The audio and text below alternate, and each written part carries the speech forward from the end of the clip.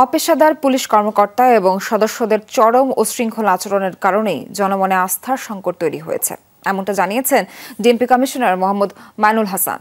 সকালে DMP media সেন্টারে এক সংবাদ সম্মেলনে কথা জানান তিনি। জানান, বৈষম্য বিরোধী ছাত্র আন্দোলনে রাজধানীর 50টি থানার মধ্যে 22টি পুড়েছে। অনেক পুলিশ হতাহত হয়েছে, যার জন্য এখনো অনেকটা আতঙ্কে বাহিনী।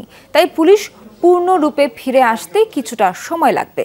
এ সময় পুরো বাহিনীকে ঢেলে সাজানোর কথা জানান তিনি। বলেন, যারা অপেশাদার আচরণ করেছে তাদের চিহ্নিত করে আইনের আওতায় আনা হবে।